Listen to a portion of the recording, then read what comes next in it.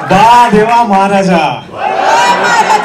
12 गावच्या 12 वेशीच्या 12 वैवाटीच्या महाराजा, आज तुझ्या दरबारात हो दशावताराचा खेळ मांडसो महाराजा. आज या खेळात विघ्नहर्ता गणपती गजानन सामील करून घे महाराजा. नटराज नटेश्वर सामील करून घे महाराज. पोरापासून थोरापर्यंत आणि म्हाताऱ्यापासून तरण्यांपर्यंत सगळ्यांका सामील करून घे महाराजा. समीक्षक परीक्षक राजी करून घे महाराजा. सिंगल स्क्रीन पासून मल्टिप्लेक्स पर्यंत आणि तंबू पासून OTT पर्यंत सगळ्यांका राजी करून सामील तू करून घे महाराजा. आणि आम्ही लेकरांनी मिळून हो खेळ या कलाकृतीच्या रूपात मांडलेलो असा त्याका उदंड यश देऊन या मराठी सिनेमाचो झेंडो उंच गगनाक भिडून दे रे महाराजा. गणपती बाप्पा.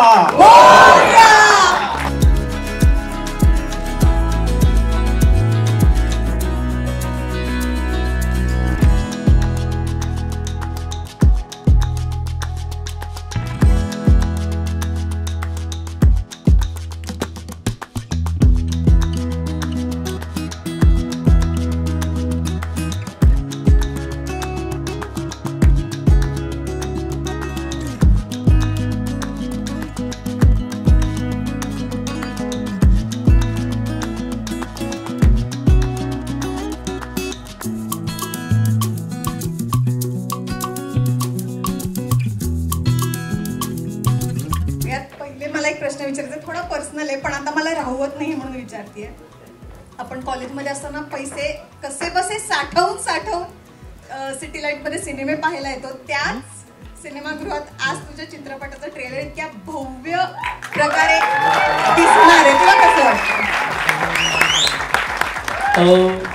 छान वाटतंय. म्हणजे आता ऍक्च्युली मला उत्सुकता माझी म्हणजे आता असं वाटतं की किती लवकर आपण लोकांना आपला ट्रेलर दाखवू शकू आणि किती लवकर 12 सप्टेंबर येईल आणि आपण सिनेमा दाखवू शकू.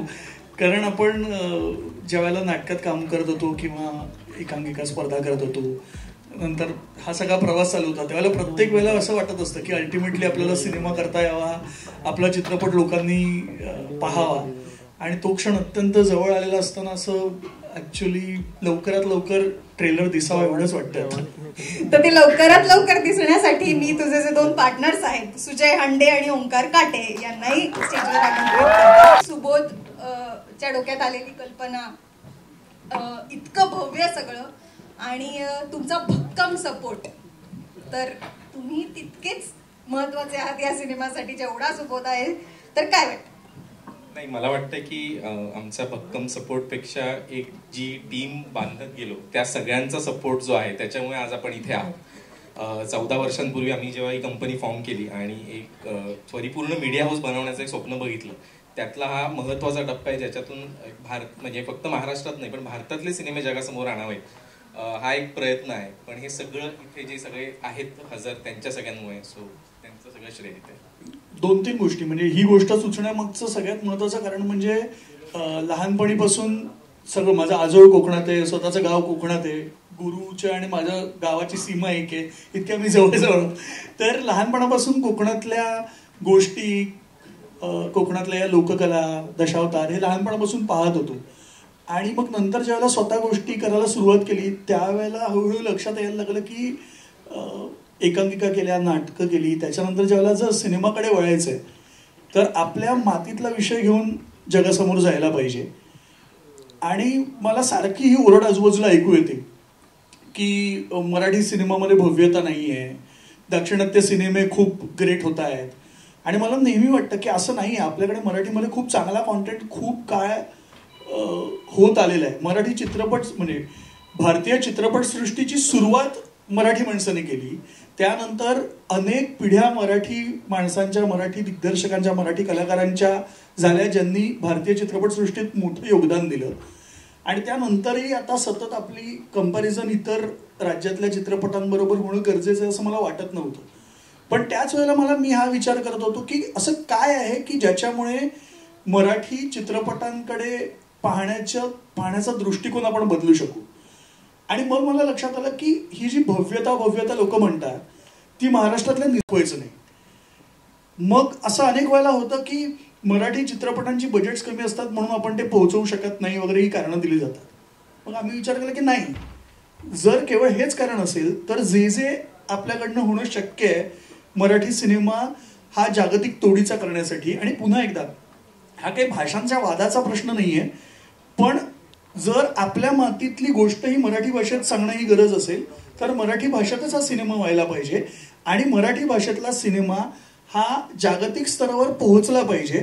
मग भाषेचं बंधन राहणार नाही. आपण जर त्या कुवतीची गोष्ट सादर करू शकलो तर मला असं वाटतं की भाषांच्या पलीकडे जाऊन लोक हा सिनेमा पाहू शकतील असं मला वाटलं, आणि म्हणून आम्ही हा सिनेमा बनवण्याचं ठरवलं. आणि गोष्ट, यातली पात्र, यातल्या घटना, हे सगळं इमोशनली आणि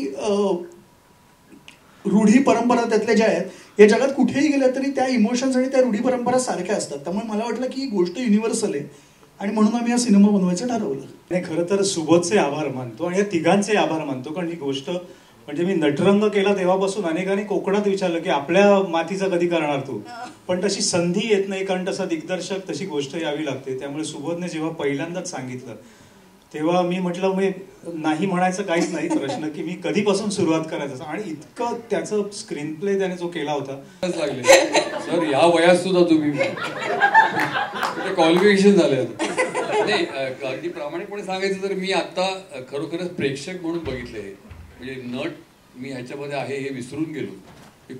इतक्या तुम्ही जसं बघावं तसं मी आता बघितलं, म्हणजे खूपच थ्रिलिंग होता हा ट्रेलर. आणि खरंच आपण हे काही केलंय का असं मला प्रश्न पडला. आणि सुबोध म्हणाल ते बरोबर आहे, ती भव्यता करताना पण जाणवली मला, पण त्याची सगळीच एकूण ज्या प्रकारे होतं. कारण कोकणात याच्यापूर्वी मी 4-5 सिनेमे केलेत. एकाचं लेखन तर गुरुनीच केलं होतं, नारबाची वाडी. पण असं कोकण मी ह्याच्या आधी बघितलं नव्हतं. इतकी कोकणाची ब्युटी, कोकणाचं आतलं सगळं जंगल, त्याचे ते नद्या, सगळ्याचा वापर, सगळ्याचा उपयोग या सिनेमात सोबतली करून घेतलाय. त्याच्यामुळे करताना खूप मजा आली याच्यामध्ये. मग मी अगदी विसरून गेलो की आपण शूटिंग करतोय असं. आम्ही सेटवर विसरून गेलो होतो की हे दिलीप काका आहेत खरंच. ते खूप हा वेगळा आणि खूप अगदी कायम लक्षात राहील असा अनुभव होता माझ्यासाठी. थँक्यू. महेश सर, लहानपणापासून इतकी सिनेमे मी बघतोय, म्हणजे नशिबाने माझे आई वडील इतके सपोर्टिव्ह आहेत, त्यांनी इतकं मला हे दिलंय, म्हणजे एक्सपोजर दिलंय वेगवेगळ्या सिनेमांची. मला पण असं वाटत होतं की माझा पहिला सिनेमा हिंदी होता आणि त्याच्यानंतर मी मराठीत आलो आणि मी असं होतो की हा म्हणजे हे इतकं पोटेन्शियल आहे या महाराष्ट्रात, या कलाकारांमध्ये, आपल्या सगळ्यांमध्ये. तर ह्याचं कधी ना कधीतरी एक उत्तम युटिलायझेशन होईल, एक उत्तम माउंटिंग होईल. आणि मी नावं घेत नाही, पण अनेकदा माझ्या सर्कलमध्ये होते की आता नको यार, आता मराठी सिनेमा करायला वगैरे. पण मी हे प्राऊडली मी हे सांगतो की मी त्या सगळ्यांना गप्प केलंय आणि मी हे सांगितलं की नाही, हे असं तुम्ही म्हणताय हे चुकीचं आहे, आपण इथेच राहायला पाहिजे, आपण इथेच काम करायला पाहिजे आणि आपण जीव ओतून जितके सॅक्रिफायसेस करता येईल तितके करून आपण हे उभं केलं पाहिजे, नाहीतर हिस्ट्री विल नॉट फॉरगिव्ह अस, असं मला एक वाटतं. कमाल. थँक्यू. प्रियदर्शनी, तुझी जी इमेज आहे की तू आम्हाला अत्यंत आनंदी ठेवतेस, खूप हसवतेस, ग्लॅमरस, त्या सगळ्याला थोडीशी छेद देणारी ही भूमिका आहे. तुला असं वाटतं का तुझी इमेज बदलेल या सिनेमानंतर? बापरे, असा मी अजिबातच विचार केला नाहीये इमेज बदलेल वगैरे. आता जसं सिद्धार्थ म्हणाला तो आतनं थरथरतोय, माझं दोन्ही वेळेस धया रडून झालं ट्रेलर बघताना, कारण की इतकं भरून आलं हे सगळं बघून.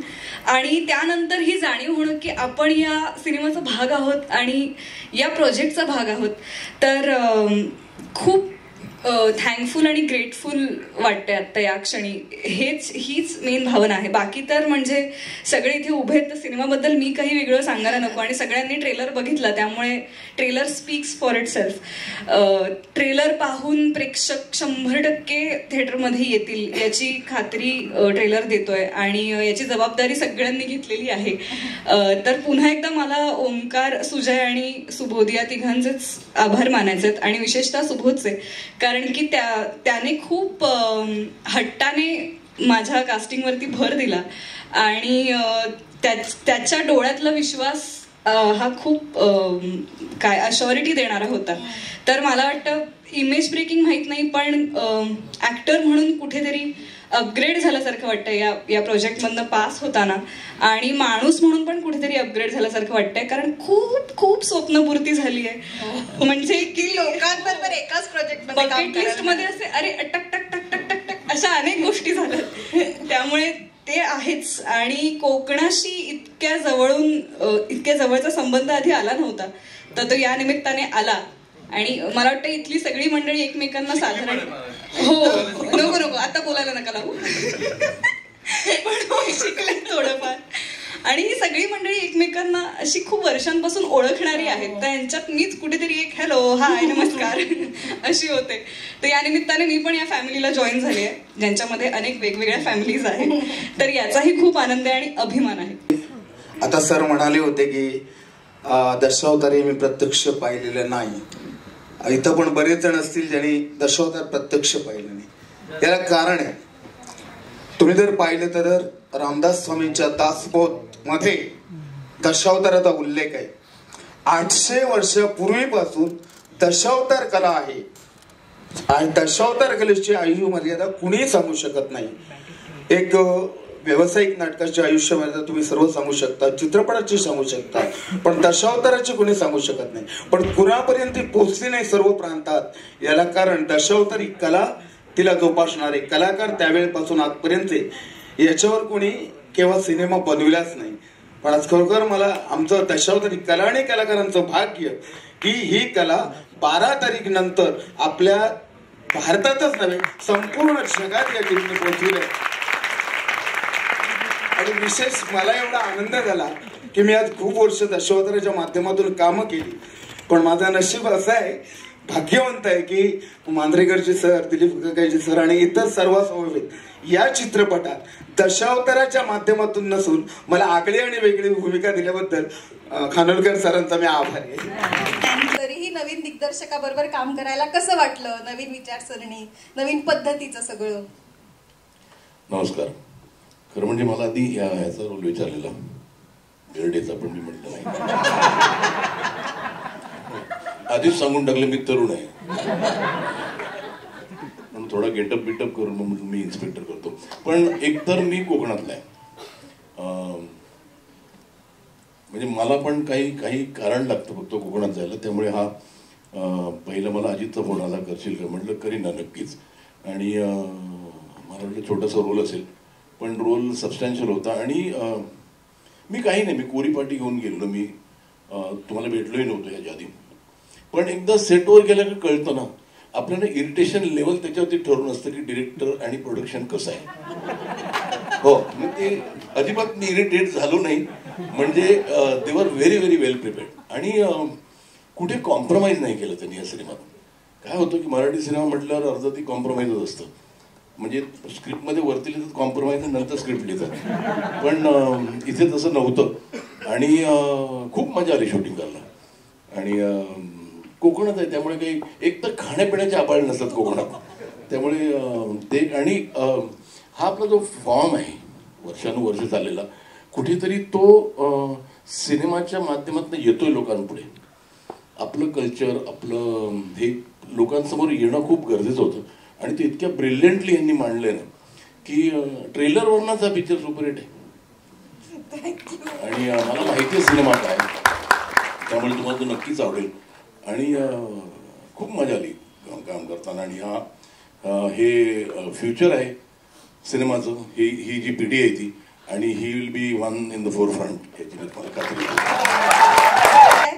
तसं तुम्हाला सिनेमात तरी बघितल्याचं माझ्या आठवणीत नाहीये. तर अशा प्रकारचा रोल काय कसं वाटलं जेव्हा पहिल्यांदा या रोलसाठी अप्रोच केलं तुम्हाला? माझंही नाही, कारण मलाही पहिल्यांदा प्रथेप्रमाणे अजितचा फोन आला, सिनेमात काम करायचं. हो, त्याच्या पलीकडे उत्तर असू शकत नाही. मग सुबोधनी गोष्ट सांगितली, ती फॉर्मॅलिटी होती. पण मला गंमत अशी वाटली की मी अशा रोलमध्ये का त्याला सुचलो असेल, त्याचं उत्तर तोच देऊ शकेल. पण खरंच सिनेमा करायला खूप मजा आली. म्हणजे मी कोकणातला नाही पण बाजूचा गोव्याचा आहे, त्यामुळे साधारणपणे सगळं सारखंच, पण अत्यंत उत्तम युनिट होतं.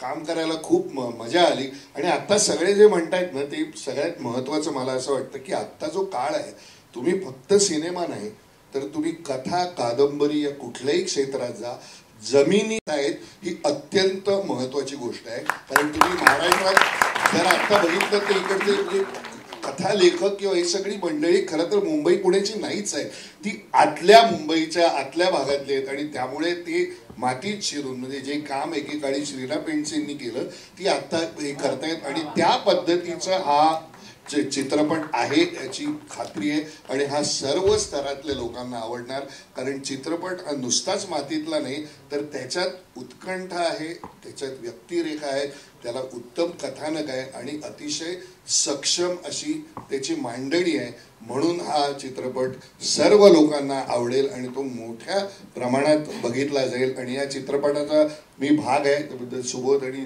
त्याची सगळी टीम, सुजय, ओंकार आणि अजित सगळ्यांचे मी मनापासून आभार मानतो. आणि अर्थात माझे सगळे मित्र बरोबर काम करायला असल्यामुळे तर आणखीन मजा आली. धन्यवाद. मला गेली 20 वर्ष मी सरकार 2005 जुलैमध्ये जूनमध्ये रिलीज झाली होती. त्याच्यानंतर लगेचच मी साऊथला गेलो आणि मला सतत एक रुखरुख असायची की हेच जे मी साऊथला करतो हे जर माझ्या मातृभाषेत असेल तर किती बरं वाटेल. आणि ती कुठेतरी एक तहान होती ना, ती मला वाटतं यांनी मला बोलवलं आणि ऐकवलं. आणि त्यावेळेस मला लक्षात आलं असं की, आणि ज्यावेळेस प्रत्यक्ष आम्ही शूटिंगला गेलो ना तर खात्री झाली. आणि आता ट्रेलर पाहिल्यानंतर तर मी लिहून देतो आणि सही करतो खाली का आता दिवस सुरू झाले. आणि 20 वर्षाची तहान जी माझी होती ना, माझी वैयक्तिक, माझ्या मातृभाषेत काहीतरी असं व्हावं, आणि ते मला मिळालं.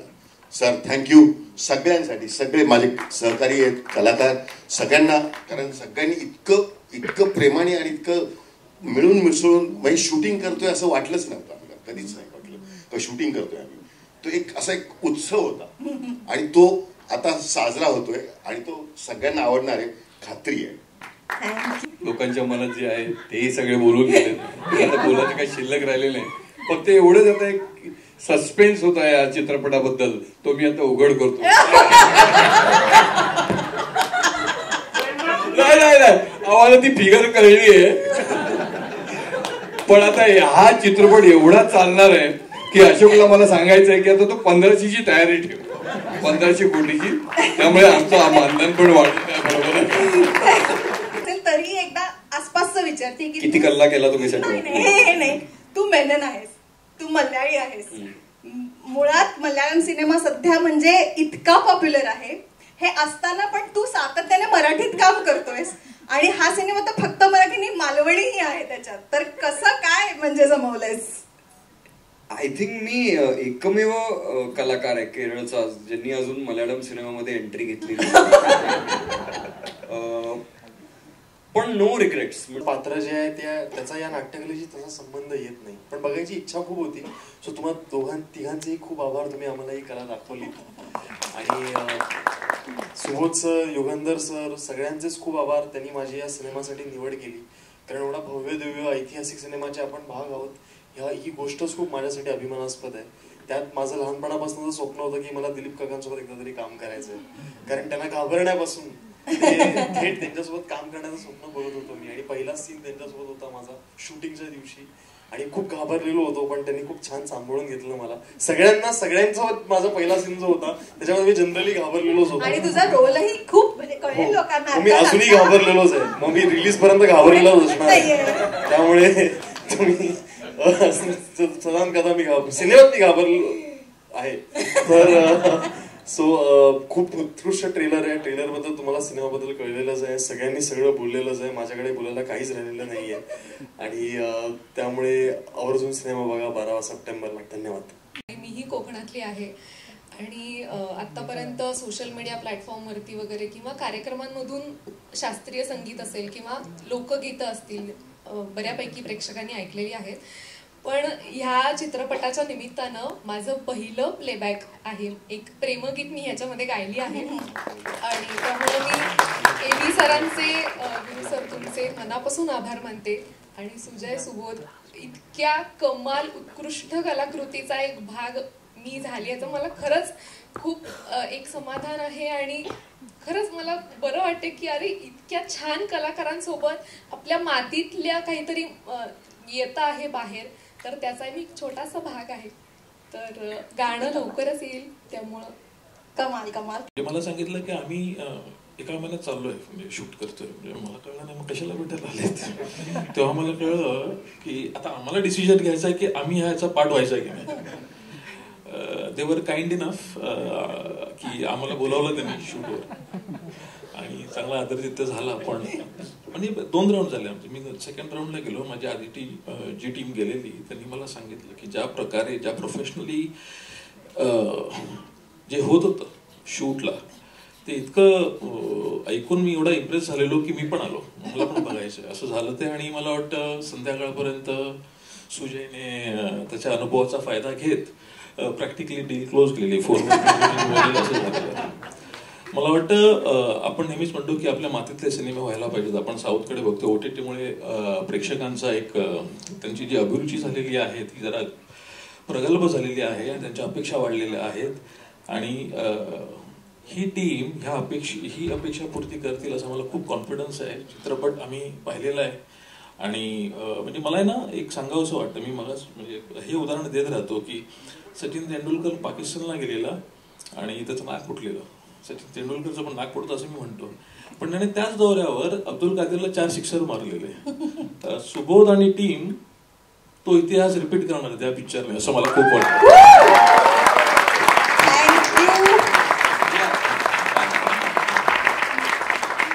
काय पाहिजे अजून एवढे. सुजय जेव्हा पहिल्यांदा कॉलेजमध्ये आला तेव्हा म्हणाल की अशोक हांडेंचा मुलगा आलाय, चौरंगचे मालक, एवढं सगळं लोककलेचा वारसा सगळ्यां पुढे नेणारे. मगाशी सुजयने सांगितलं की आम्ही 14 वर्षापूर्वी सुरू केली. हे महेशजी आपल्या घरात पडलेले असायचे सगळे आणि म्हणजे पडलेले म्हणजे किती जण 50-50 जण तिथे झोपलेले असायचे आणि आमची रंजना सकाळी उठून त्यांना पोहे करून द्यायची. मला मोठं आश्चर्य वाटायचं. म्हणजे यांचं क्रिएटिव्ह असोसिएशन जे आहे हे कॉलेजपासून आहे. तसं अजितचं आणि माझं क्रिएटिव्ह असोसिएशन कॉलेजपासून आहे. संजय मोहने इथे बसलेले आहे, आमचे सुबोध दळवी इथे बसलेले आहे. मला ज्या वेळेला, कारण मी स्वतः एक आंब्याचा व्यापारी आहे, त्यामुळे आम्ही जे दुसऱ्या दिवशी सडतं असे आंबे विकतो. ही तर चिरकाल गोष्ट आहे, त्यामुळे ती विकायला काही सुजायला वेळ लागणार नाही याची मला खात्री आहे. आमच्या घराण्यामध्ये माझे वडील पासून आजोबांपासून त्यांचं किंवा माझं म्हणणं सुजयला मी एकच आहे या मुलांना, ही तिन्ही माझी मुलं आहेत की the best policy of marketing is to have a best product. आणि त्याप्रमाणे ज्यावेळेला यांनी मला सांगितलं की म्हटलं पहिल्यांदा मी यांना आडून तिडून बघितलं, म्हटलं शक्यतो लोककला, मगाशी महेशजींना मी सांगत होतो की शक्यतो लोककला असलेलं तुम्ही निवडा, कारण माझं करिअर लोककलेमध्ये गेलेलं आहे आणि लोककलेमध्ये दम आहे. हे मंगलगाणी करताना त्याला आता 38 वर्ष झाली, त्यावेळी मी बघितलं.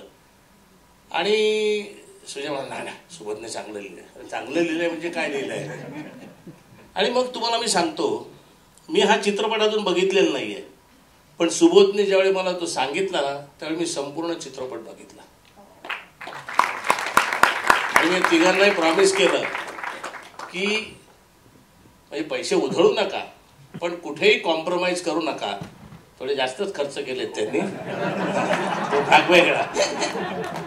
पण गंमत अशी आहे की मला असं वाटतं, म्हणजे सुजय जे मला नेहमी सांगतो की पहिल्या मजल्यावरती, मग दुसऱ्या मजल्यावरती, मग तिसऱ्या मजल्यावरती यांचा हुरूप जो आहे ना तिघांचा, हा दिलीप प्रभावळकर, महेश मांजरेकर, रवी काळे, ह्या सगळ्या मंडळींनी, माझा खास मित्र, यांनी सगळ्यांनी तो हुरूप वाढवलेला आहे. विजय केंकर सारखा माणूस ज्या वेळेला सांगतो की अरे काय पिक्चर बनतंय, त्यावेळी आम्हाला आमच्या फायनान्सला धोका नाही एवढं तरी कळतं.